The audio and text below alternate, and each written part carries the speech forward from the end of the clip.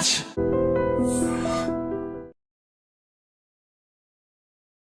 Ladies and gentlemen, welcome to iDream Media. నేను Priyadarshan. So ఒక private ఇష్యూని మనం ఈరోజు పబ్లిక్ ప్లాట్ఫామ్లో రెగ్యులర్గా ప్రతి యూట్యూబ్ ఛానల్లో, టీవీ ఛానల్స్లో డిబేట్ల రూపంలో చూస్తూ ఉన్నాం. సో దాని గురించి ఇప్పుడు మాట్లాడాల్సి వస్తుంది. ఇప్పటివరకు మనం కూడా పెద్దగా దాన్ని టచ్ చేయలేదు.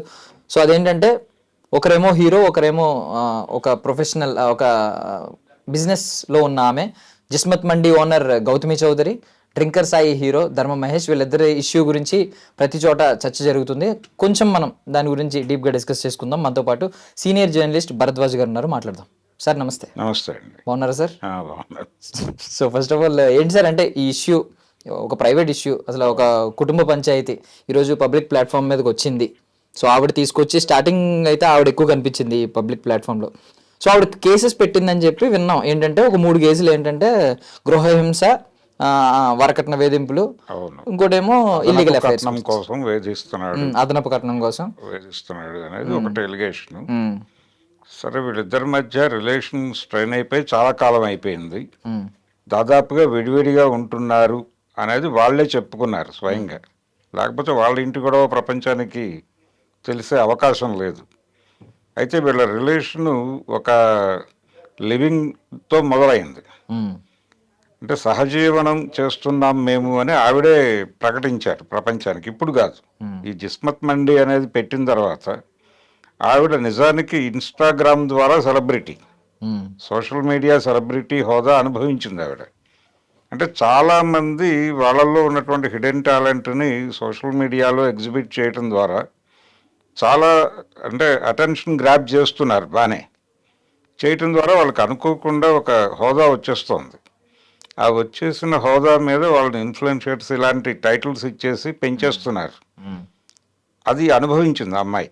అనుభవించి మాట్లాడేటువంటి క్రమంలో ఒక సోషల్ మీడియా ప్లాట్ఫామ్కి ఇంటర్వ్యూ ఇచ్చింది ఆ హోదాలో. ఆవిడ ఇచ్చిన సందర్భంలో ఆవిడ చెప్పిన మాట ఏంటంటే, మేము ఇలా జిస్మత్ మండి అనేటువంటి కార్యక్రమం ఒకటి మొదలుపెట్టాము. అయితే అది తన బ్రెయిన్ చైల్డ్గా చెప్పుకుంది ఆవిడ ఐడియాని చెప్పుకోవడంతో పాటు దానికి ప్రధానమైనటువంటి దానికి కావలసిన మార్కెటింగ్ వ్యవహారాలన్నీ తను చూసుకునేటట్టు. ఇంజనీరింగ్ గ్రాడ్యుయేట్ తను. ఆ తర్వాత ఇంకో 2 పీజీలు ఏవో చేశానని చెప్తున్నారు ఆవిడ. అయితే దీని మార్కెటింగ్కి సంబంధించిన స్ట్రాటజీ డిజైనింగ్తో పాటు ఎగ్జిక్యూషన్ కూడా తను చేస్తాను అని బాధ్యత తీసుకుని అక్కడి నుంచి డ్రైవ్ మొదలుపెట్టినట్టుగా చెప్పింది ఆవిడ. ఈ ప్రయాణంలో తనతో కలిసి నడుస్తున్నటువంటి వ్యక్తి మహేష్ అని చెప్పింది ఆవిడ. అప్పటికి ధర్మ మహేష్గా తెలియదు, మహేష్ అనే చెప్పింది ఆవిడ. ఈ మహేష్ అనే వ్యక్తితో నేను దీనిలో సహజీవనంలో ఉన్నాను అని కూడా ప్రకటించింది. ప్రకటించి ఇది మేబీ ఇది వెడ్లాక్గా మారొచ్చు అని కూడా చెప్పింది. సరే, ఆ ప్రజలందరూ అభినందించారు, అయిపోయింది. ప్రయాణం మొదలైంది. ప్రయాణం మొదలైన తర్వాత ఎక్కడైనా విభేదాలు రావచ్చు. ఏ భార్యాభర్తకైనా విభేదాలు రాకుండా ఉండవు అనేది తప్పు. అంటే ఒక మంత్రం ఏదో చెప్పేశాం కాబట్టి దానికి కమిట్ అయిపోయి అలా ఉంటాం అనేది జరగదు. ఇది ఈ రకమైనటువంటి ఇబ్బంది ఉంటుంది. అంటే 2 మనసులు 2 మెదళ్ళు ఒకేలాగా ఆలోచించవు. కొన్ని సందర్భాల్లో రాజీ పడతారు. అంటే తమ మీద తమకి నమ్మకం లేనప్పుడు తమ మనసు చంపుకుని రాజీ పడతారు. ఆ రాజీ పడ్డ సంసారాలని మనం అద్భుతంగా వీళ్ళు వర్ధిల్లుతున్నారు అనే భ్రమలో ఆశీర్వదించేస్తారు వెళ్ళి. కానీ వాళ్ళు అణచివేతను అనుభవిస్తూ ఉంటారు. ఆ సఫికేషన్ అంతా ఉంటుంది వాళ్ళ మనసుల్లో. అలా లేదు ప్రజెంట్ జనరేషన్.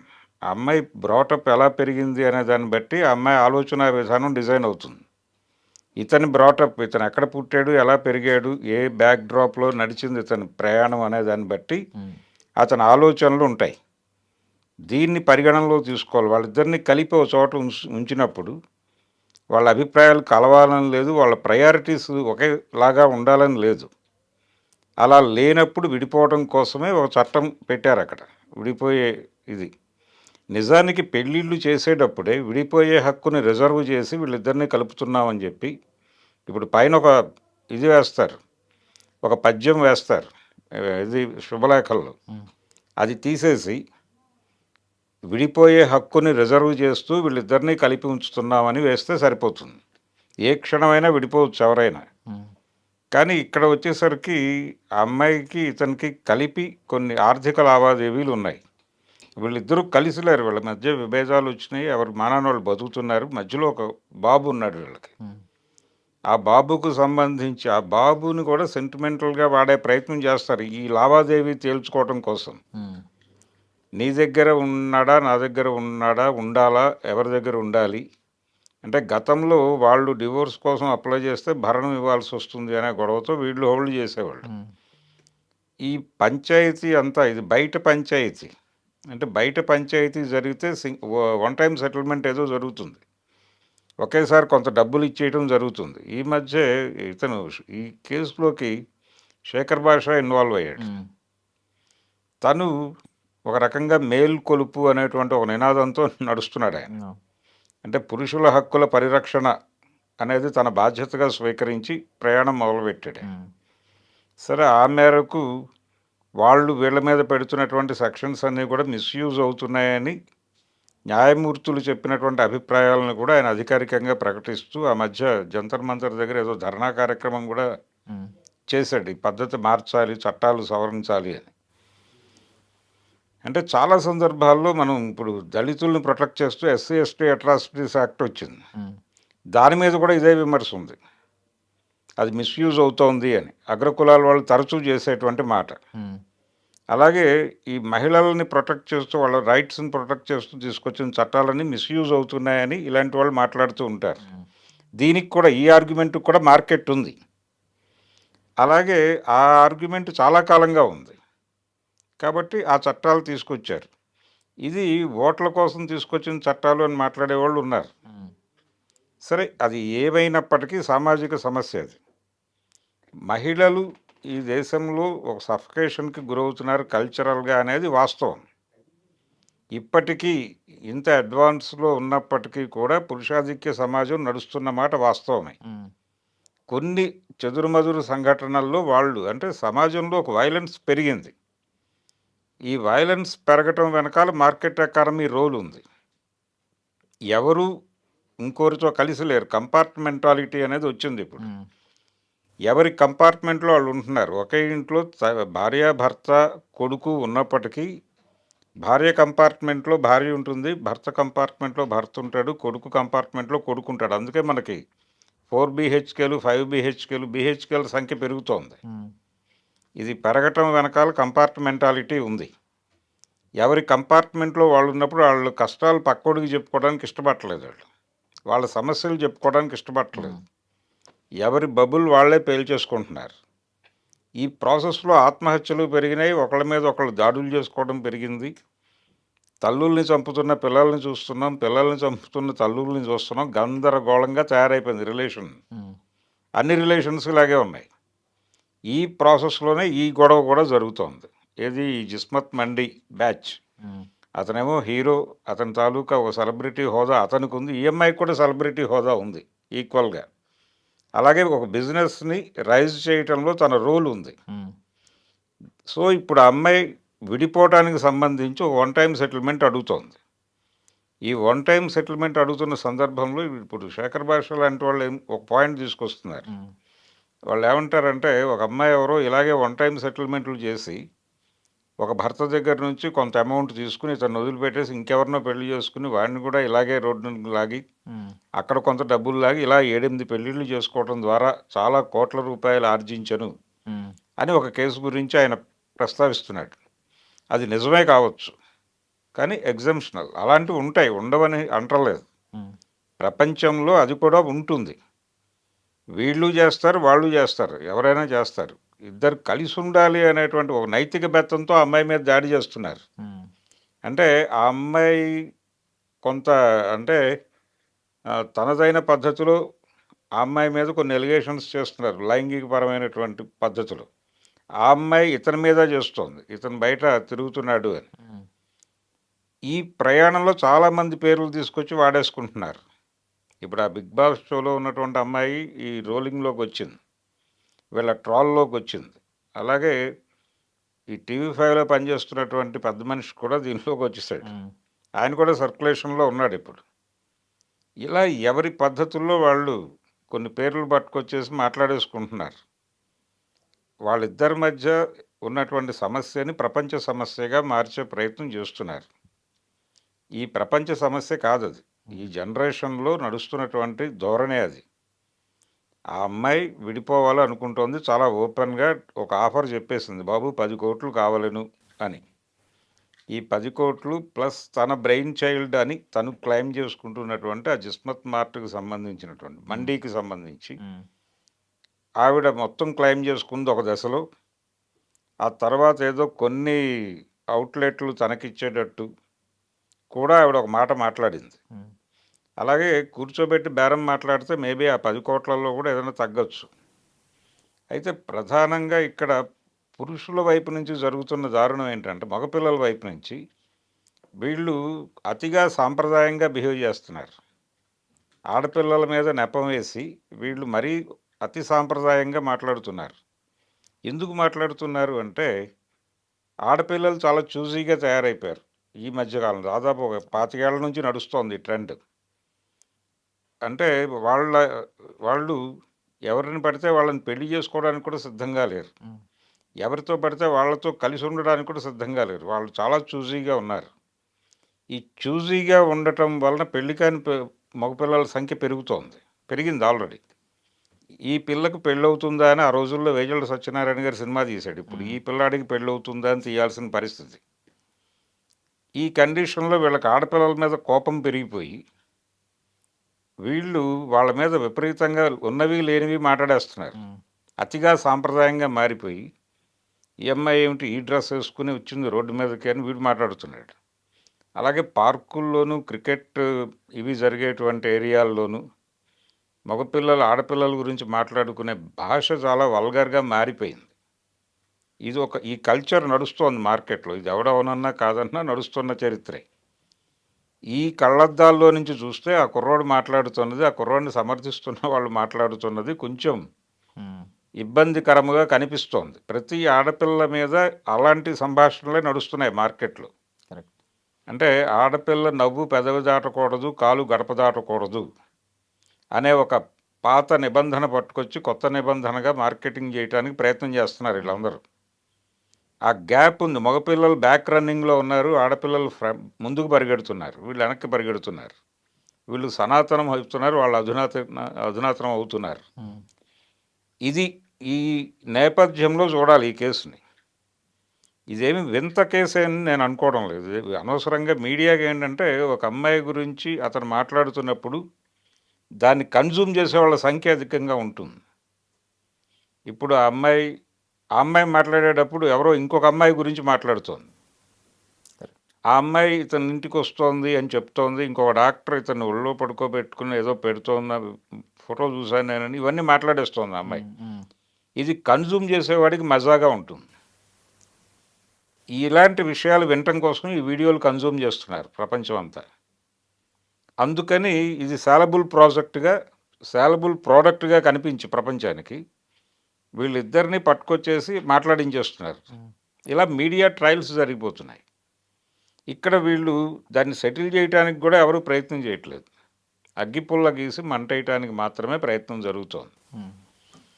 ఆవిడ కోరిక ఒకటే, ఇది పూర్తి స్థాయిలో ఆర్థిక లావాదేవీ. ఆ ఆర్థిక లావాదేవీ సెటిల్మెంట్ అయిపోవాలి. ఆ అమ్మాయి అడుగుతున్నటువంటి 10,00,00,000 నువ్వు ఇస్తావా, లేదు నీకు ఇంకేదన్నా బేరం ఉందా, నైతిక గొడవలు వద్దు. ఆ అమ్మాయి నైతిక ప్రమాణాలు బాగాలేదని ఈయన మాట్లాడటం, ఈయన నైతిక ప్రవర్తన బాగాలేదని ఆవిడ మాట్లాడటం, ఇదంతా ట్రాష్. ఇది అక్కర్లేదు ప్రపంచానికి. అది వాళ్ళ పర్సనల్ గొడవలు. ఇద్దరు వయోజనులు, వాళ్ళిద్దరికీ విడివిడిగా పెళ్ళిళ్ళు అయి ఉన్నప్పటికీ ఐచ్ఛికంగా వాళ్ళిద్దరూ ఇష్టపూర్వకంగా కలిసి ఉంటే అది తప్పు కాదు అని సుప్రీంకోర్టు చెప్పింది ఈ మధ్యకాలంలోనే ఒక జడ్జిమెంట్. దాన్ని గౌరవిద్దాం మనం. గౌరవించి వాళ్ళ ఇల్లీగల్ అఫైర్స్ గురించి ప్రపంచానికి మాట్లాడుకునే హక్కు కూడా లేదు. అతను బలానట కదా, అమ్మాయి ఇలాట కదా అని మాట్లాడుకోవడం అంత దుర్మార్గం ఇంకోటి లేదు. అది క్లియర్. ఎవరు విడిపోయే హక్కు ఉంది. చట్టం విడిపోయే హక్కు ఉండకూడదు అంటాం రాజ్యాంగ ఉల్లంఘన అది. అందుకని కాన్స్టిట్యూషన్ వయలేషన్ చేయకుండా ఆర్థిక సెటిల్మెంటు హ్యాపీగా కూర్చోబెట్టి సెటిల్ చేసేసి ఆ డబ్బులు ఇప్పించగలిగితే ఇప్పించి, లేదంటే ఆ అమ్మాయి ఏదైనా ఇవ్వాల్సి ఉంటే ఇప్పించి క్లోజ్ చేసి తోలేయటం బెటర్ అండి. అనవసరంగా అంటే వాళ్ళు కూడా ఒకటి అనుకుంటున్నారు. ఇది కోర్టులో సెటిల్ అయితే ఇంకోలా ఉంటుంది. అక్కడేదో భరణం అంటాడు ఆయన జడ్జి గారు. వీటికి సంబంధించినటువంటి అంటే ఆ అమ్మాయి చెప్తోంది ఒక అపార్ట్మెంట్ ఇప్పుడు అతను ఉంటున్నటువంటిది ఏదో ఆ అమ్మాయి పేరుతో అగ్రిమెంట్ అయినటువంటి ప్లాట్ అని చెప్పింది ఒక చోట. మేబీ అలా అయితే ఆ డాక్యుమెంట్స్ ఏవో సబ్మిట్ చేస్తే అతన్ని బయటకు పంపించేయచ్చు. అలాగే ఆ మండీకి సంబంధించినటువంటి ఏదన్నా వాళ్ళు డాక్యుమెంటేషన్ ఉందా లేదా అనేది నాకు ఐడియా లేదు, కానీ ఉండుంటాయి. వీళ్ళు క్లియర్గా పార్ట్నర్షిప్లు కూడా రాసుకొని ఉండకపోవచ్చు ఆ రోజుల్లో. అంటే బాగున్నప్పుడు ఒకలా వెళ్తుంది బండి, చెడిపోయిన తర్వాత ఒకలా అవుతుంది. అంటే ఈ అమ్మాయి మెయిన్గా అతని మీద మొదట చెప్పినటువంటి ఎలిగేషన్ ఏంటంటే తను ప్రెగ్నెంట్గా ఉన్నప్పుడు అతను వ్యవహరించిన శైలి బాలేదు అనేది మొదటి క్లైమ్. అయితే దానికంటే ముందే వీళ్ళ మధ్యలో ఇంకేదైనా అభిప్రాయ భేదాలు వచ్చి ఉండొచ్చు, రావటానికి స్కోప్ ఉంది. ఆ అమ్మాయి టాలరేట్ చేసే పరిస్థితిలో ఉండకపోవచ్చు, ఎందుకంటే తను కొంచెం మోడర్న్గా ఉంది. తన లైఫ్ తను లీడ్ చేయగలను అనేటువంటి ఒక కాన్ఫిడెన్స్ కనిపిస్తోంది. ఈ గొడవలు జరిగినా జరగకపోయినా నేను బతకగలను, ఇవేవి లేకపోయినా నేను బతకగలను అనే కాన్ఫిడెన్స్ ఉంది ఆ అమ్మాయిలో. ఆ ఫైటింగ్ స్పిరిట్ ఉంది కాబట్టి ఫైట్ చేస్తుంది. వీళ్ళందరూ వెళ్ళిపోయి అక్కడ ఆ అమ్మాయి మాట్లాడిన మాటలని సరుకుగా మార్చి ప్రపంచంలో వ్యాపారం జరిగిపోతుంది. ఈ వ్యాపారం చేసుకుంటున్న వాళ్ళు చందాలు వేసుకునైనా సెటిల్ చేయొచ్చు. ఈ ఛానల్స్ వాళ్ళందరూ దీని మీద బిజినెస్ నడుస్తోంది కదా, వ్యూస్ వస్తున్నాయి, ఏదో దాని తాలూకా వ్యాపారంలోంచి కొంత పర్సంటేజ్ ఇచ్చినా కానీ అమ్మాయి కష్టం తీరిపోవచ్చు కదా, అతనికో ఆ అమ్మాయికో ఏదో హెల్ప్ జరుగుతుంది కదా, అది చేయరు మళ్ళీ. కానీ డిస్కషన్స్ మాత్రం నడుస్తూ ఉంటాయి జీవితాంతం. అసలు ఇలాంటిది కన్జ్యూమ్ చేయడానికి సరదాగా ఉంటుందనే జీవితాలకు సంబంధించిన చాలా కార్యక్రమాలు నిర్వహించారు మనోళ్ళు. బ్రతుకు ఇస్త్రీ బండి అని, బ్రతుకు మిర్చి బండి అని ఇలా పెట్టి బండ అని ఒకటి, రచ్చబండలు, జారుడు బండలు ఇలా పెట్టి చావగొట్టేశారు కదా ప్రపంచాన్ని. కాబట్టి ఇదంతా అనవసరమైన నాన్సెన్సు, న్యూసెన్సు. ప్రజెంట్ సొసైటీలో ఆడపిల్లలు పాత పద్ధతుల్లో ఉండడానికి సిద్ధముగా లేరు. వాళ్ళని నైతిక బెత్తంతో బెదిరించే ప్రయత్నం చేస్తే వాళ్ళు కూడా నైతిక బెత్తమే తీసుకుని చితక్కొట్టేస్తున్నారు. ఇది అర్థం అంటే ఏ మనిషికైనా ఇంకొక మనిషితో కలిసి ఉండాలనే రూల్ ఏం లేదు. విడిపోవాలి అనుకున్నప్పుడు గౌరవించి వదిలేయటం మంచిది అని. అంటే ఆత్రేయ గారు ఎప్పుడో చాలా పురాతన కాలంలో ఒక పాటలో చెప్పాడు, అడిగేందుకు నీకున్నది మమకారం, విడిపోయేందుకు తనకున్నది అధికారం అని రాశాడు ఒక పాటలో ఆయన. అంటే ఇద్దరు లవర్సు, ఆ అబ్బాయి ఇంకెవరినో ప్రేమిస్తున్నాడు అనే విషయం హీరోయిన్కి తెలిసి ఆ అమ్మాయి మనసు పాడుకునే పాట అది. ఆ మనసు పాటలో కూడా ఆయన అద్భుతమైన ప్రయోగం చేశాడు. అడిగేందుకు నీకు మమకారం ఉండొచ్చు, తప్పులేదు, కానీ విడిపోయే హక్కు వాడిదే. ఎందుకు వాడిది? వాడు ఒక ఇండివిజువల్, అదొక యూనిట్. వాడికి నీతో కలిసి ఉండాలని అనిపించకపోవడం అది నీ తప్పు కావచ్చు, కాకపోవచ్చు, కానీ వాడికి రైట్ ఉంది, దాన్ని గౌరవించు, వదిలిపెట్టేసాయి. నీకు నిజంగా ప్రేమ అంటూ ఉంటే అది పంచి ఇవ్వడానికి ప్రపంచం చాలా ఉంది, అటు వెళ్ళిపో, నువ్వు వీటిని వదిలిపెట్టేసాయి, ఇంకా ఏ రకమైనటువంటి గొడవల్లోకి వెళ్ళకు అని రాశాడు ఆయన. ఎప్పుడు 70sలో. అప్పటికింకా భారతదేశం మార్కెట్ ఎకానమీలోకి ప్రవేశించక ముందే రాశాడు ఆయన. ఇప్పుడు కంపార్ట్మెంటాలిటీలో ఉన్నాం మనం. డ్రాయింగ్ రూమ్ చచ్చిపోయింది జీవితాల్లో. డ్రాయింగ్ రూమ్ అంటే కామన్గా అందరూ కూర్చునే ప్రోగ్రాం లేదు ఇప్పుడు. ఎవరి బెడ్రూమ్లో వాళ్ళు, ఎవరి ఫోన్తో వాళ్ళు, ఎవరి మనుషులతో వాళ్ళు బతుకుతున్నారు. భార్యాభర్తలుగా ఉంటున్నామని చెప్పుకుంటున్నారు, కానీ ఎవరి కార్యక్రమాల్లో వాళ్ళు బిజీగా ఉంటున్నారు. భార్య తన రీల్స్ చేసుకోవడంలోనూ, లేకపోతే తన ఇన్స్టా వ్యూవర్స్ని పెంచుకోవడంలోనూ కాన్సన్ట్రేషన్. అది తప్పేం కాదు. వాళ్ళ హిడెన్ టాలెంట్స్ని ఎక్స్పోజ్ చేసుకోవడానికి దొరికిన అవకాశాల్లో వాళ్ళు పరుగు పెడుతున్నారు. మీరు కుదిరితే పరుగు పెట్టండి. కలిసి పరుగు పెడుతున్న వాళ్ళు చాలామంది ఉన్నారు ఇప్పుడు. కరెక్ట్. కాబట్టి దాన్ని గౌరవించాలి. అవతల వాళ్ళని మీరు రెస్పెక్ట్ చేస్తే మిమ్మల్ని రెస్పెక్ట్ చేస్తారు. ఇక్కడ రెస్పెక్ట్ లేదు, వీళ్ళిద్దరి మధ్య చనిపోయింది. చనిపోయిన తర్వాత ఇంక గొడవ అనవసరం. ఆ ఆర్థిక లావాదేవీ సెటిల్ చేసేసి క్లోజ్ చేసేయటం బెటర్. ఇంకా ఈ అమ్మాయి తప్పు చేసింది, ఆ అబ్బాయి తప్పు చేశాడు అనేది అనవసరమైన చర్చ. ఇంకా తవ్వుకుని ఇంకా డ్యామేజ్ చేసుకోవడం తప్ప పర్సనల్ యూజ్ అయితే ఇప్పుడు 100 విషయాలు పట్టుకొస్తారు. అతను 5వ తరగతిలో ఉండగానే ఎవరితోనో ఎఫ్ఐఆర్ ఉందని నాకు తెలుసు అని ఆ అమ్మాయి మాట్లాడొచ్చు. లేదు ఆ అమ్మాయికి ఇప్పుడు ఆయన తండ్రి గారు ఒక మాట అన్నాడు. అంటే ఆ అమ్మాయి ఒక చోట ఎక్కడో మాట్లాడుతూ అతను నాకు ఎప్పుడూ అప్పీలింగ్గా కనిపించలేదు అని ఒక మాట అందట. అంటే ఆ అప్పీలింగ్గా లేనప్పుడు ఎందుకు యాక్సెప్ట్ చేశారు అంటే కనీసం దీనికైనా సరే ఎందుకు యాక్సెప్ట్ చేశారంటే నా వెంట పడేవాడు, వెంట 100 మంది పడతారు, 100 మందిని యాక్సెప్ట్ చేస్తారా అని ఆ కుర్రాడి తండ్రి గారు అన్నారు. అది లాజిక్కే. మీరు స్పెషల్గా అతన్ని మాత్రమే మీ వెనకాల 100 మంది పడ్డా వారిని మాత్రమే సెలెక్ట్ చేసుకున్నారంటే మీకు ఎక్కడో అతని పట్ల సాఫ్ట్ కార్నర్ ఏర్పడింది అని. కానీ ఘర్షణలోకి వెళ్ళాక ఇవన్నీ ఆలోచించరు. వాళ్ళ లాజిక్లు వాళ్ళు పట్టుకుంటారు, వీళ్ళ ఆర్గ్యుమెంట్లో ఉన్నటువంటి లూప్ హోల్స్ పట్టుకుని ఏదో లాగాలని వీళ్ళు ట్రై చేస్తారు, వాళ్ళు అదే ట్రై చేస్తారు. ఇది తెగదు. ఇది వాళ్ళ గురించి వీళ్ళు, వాళ్ళ జీవితాన్ని వీళ్ళు, వీళ్ళ జీవితాన్ని వాళ్ళు రోడ్డు మీద వేసుకోవటమే. ప్రైవసీ ఉంది, పర్సనల్ ప్రైవసీలను గౌరవించాలి అనేటువంటి కనీసపు మర్యాదలు కూడా కోల్పోయి విచక్షణారహితంగా బిహేవ్ చేస్తున్నారు. వాళ్ళు అలా బిహేవ్ చేయటానికి వీళ్ళందరూ దోహదం చేస్తున్నారు. కాబట్టి ముందు కనీసం గవర్నమెంట్ అయినా ఇన్వాల్వ్ అయ్యి గోల ఆపితే మంచిదని నేను అనుకుంటున్నాను. సార్ అంటే ఇప్పుడు ఒకప్పుడు మనం పెళ్ళి సీడీలు ఉండేవి, లేదంటే వీసీఆర్లు ఉండేవి, లేదంటే ఫోటోలు ఉండేవి, ఇంటికి వచ్చిన బంధువులకు చూపించుకుంటూ ఉండేవారు. ఇప్పుడు ఏంటంటే వీళ్ళు లివింగ్లో ఉన్నప్పుడే లేదంటే లవ్లో ఉన్నప్పుడే పబ్లిక్గా వీడియోలు తీసి పోస్ట్ చేస్తూ ఉన్నారు. చాలా ఎక్కడ లేని ప్రేమ అంతా ఒలకపోసేస్తున్నారు. ఈవెన్ మనం చూస్తే బాబు పుట్టిన తర్వాత వీళ్ళ వీడియోలు కానీ వీళ్ళ ముందు వీడియోలు కానీ ఇవన్నీ చూస్తూ ఉన్నాం. ఎంత తీవ్రత చూపిస్తున్నారో అదే తీవ్రత విడిపోయిన తర్వాత కూడా పబ్లిక్గా వచ్చి ఒకరినొకరు డ్యామేజ్ చేసుకుంటున్నారు. అంతే. ఏదైనా ఎక్సెసివ్ అయితే ఇలాగే ఉంటుంది. దీని పర్యవసానాలు అనేది నేర్చుకోవాలంటారు. ఒకటి ఆర్థికంగా గతంలో ఎలా ఉండేదంటే మీరు చెప్పినటువంటి సీడీలు లేకపోతే ఆల్బమ్లు చూసుకున్న రోజుల్లో ఆడపిల్లలు డిపెండెంట్గా ఉండేవారు. ఇప్పుడు ఇండిపెండెంట్గా ఉంటున్నారు. ఇండిపెండెంట్గా ఉంటున్నప్పుడు ఆర్గ్యుమెంట్ వస్తుంది. ఈ ఆర్గ్యుమెంట్ను తట్టుకునే పరిస్థితుల్లో వాళ్ళు లేరు. అందుకని వాళ్ళు టోన్ పెంచుతున్నారు. మీకు ఇది ప్రతి ఇన్సిడెంట్లోనూ కనిపిస్తుంది. ఈ అమ్మాయిని డ్యామేజ్ చేయటం ఎక్కువ జరుగుతుంది. ఇప్పుడు రాజ్ తరుణ్ ఎపిసోడ్లో కూడా జరిగింది అదే. అవును. ఆ అమ్మాయి ప్రపంచంలో చాలామంది అమ్మాయిలు ఎలా బిహేవ్ చేస్తున్నారో అలాగే బిహేవ్ చేస్తుంది. అందులో స్వార్థం ఉంది, స్వార్థం ఉంటుంది, ఉండదు అని ఎలా చెప్తారు? మీరెవరు డిక్టేట్ చేయటానికి? ఆ అమ్మాయికి ఎఫ్ఐఆర్లు ఉండకూడదని చెప్పడానికి మీరెవరు? ఆ అమ్మాయికి ఉంటాయని మీరు అనుకోవాలి ముందు. మీరెవరు నైతిక బెత్తం పట్టుకుని ప్రపంచాన్ని శాసిస్తామంటే ఎలా కుదురుతుంది? మారిపోయిన సొసైటీలో మారని బుర్రలు పెట్టుకుని మీరు మా ఇంట్లో నైతిక బెత్తం ఉంది, మారుమూల అది పట్టుకొచ్చి కొడతాను అందరినీ అంటే తంతారు. అది జరుగుతోంది మెజారిటీ. నేను ఇందాక అన్నట్టుగా ఆడపిల్ల నవ్వు పెదవి దాటకూడదు, కాలు గడప దాటకూడదు అని వీళ్ళు చెప్తారు బారులో కూర్చుని. ఇది తప్పు కదా. అందుకని ఇది అనవసరమైన గోల ప్రపంచానికి. కరెక్ట్.